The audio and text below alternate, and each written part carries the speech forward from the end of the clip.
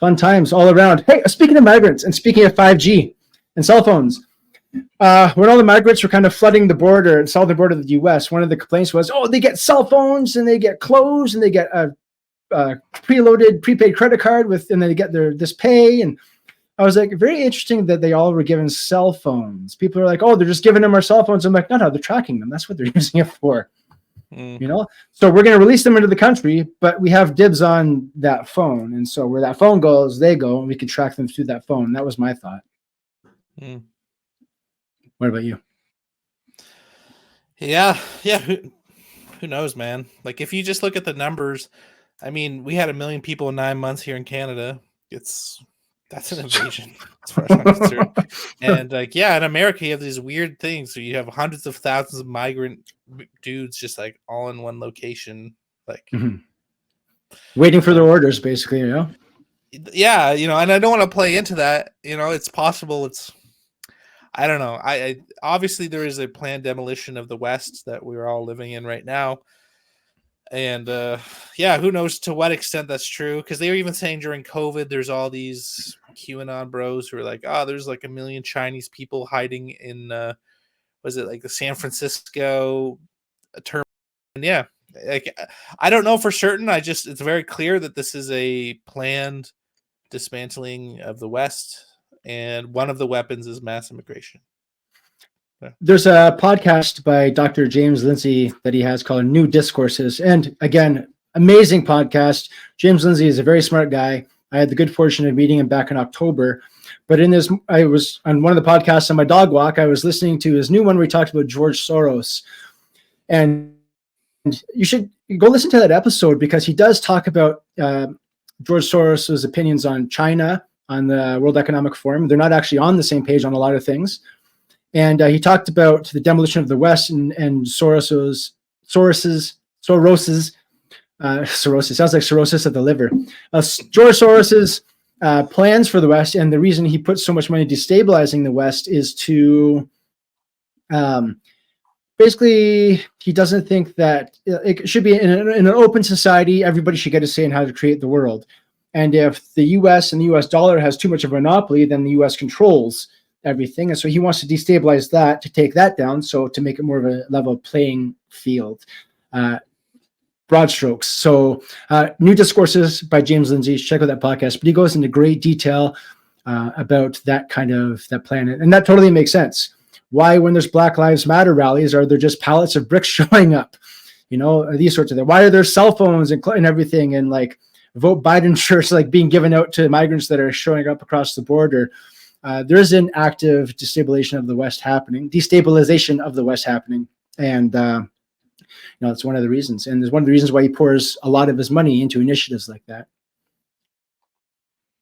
Yeah. So it goes a lot deeper. That's the thing. We're seeing there is a great awakening. Like, people are learning more and more, but also the discourse is being obfuscated. Like, why this is really happening, right? Like Alex Jones, it's like, it's the globalists or the Democrats, the globalists, the deep state, but no, it's not, this is it's like a tiny group of people, and you can see who's doing it, and they're behind almost everything.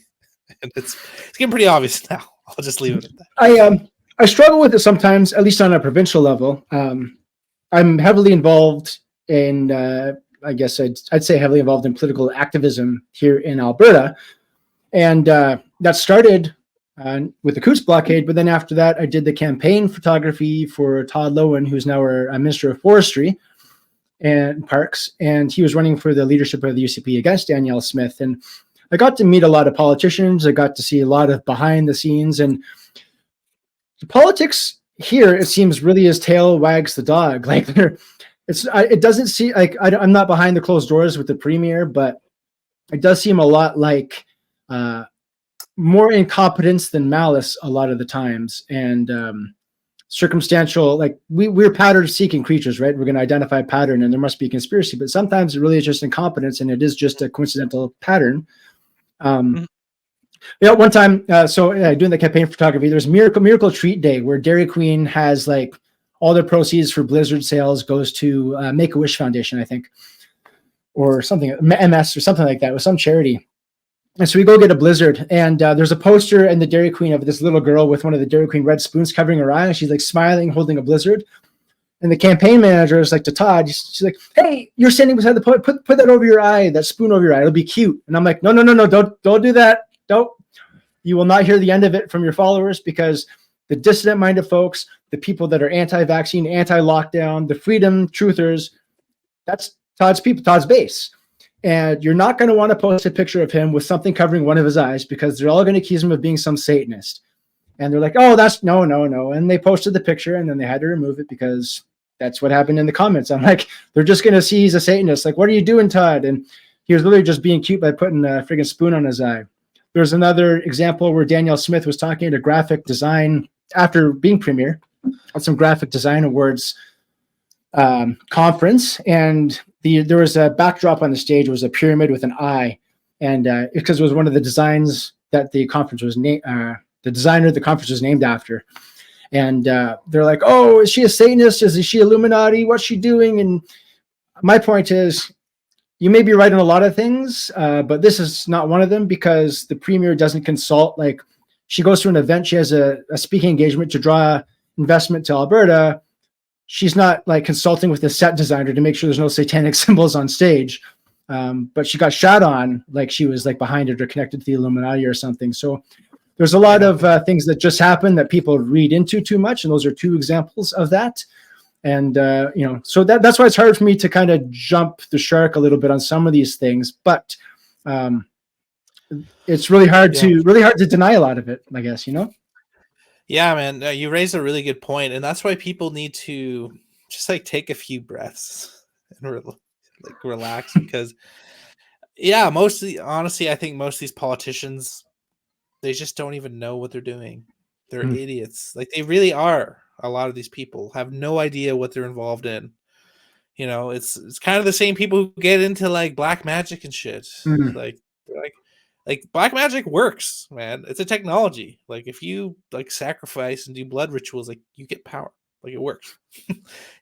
And so, but you have no idea what you're involved in. And I think the same with politicians. Like, yeah, they're obviously all corrupt to an extent, and somebody higher up in the pecking order says do this, and they get their marching orders, but they have no idea what they're serving or what they're involved in. Like, do you think most Canadian like MPs know that they're literally serving like an agenda that wants to like basically starve, poison, and like kill most Canadians? Like, you think they've had that talk? No, they got no idea what they're doing. Like, no idea. They're idiots, useful idiot. The term's useful idiots. And that's how and yeah.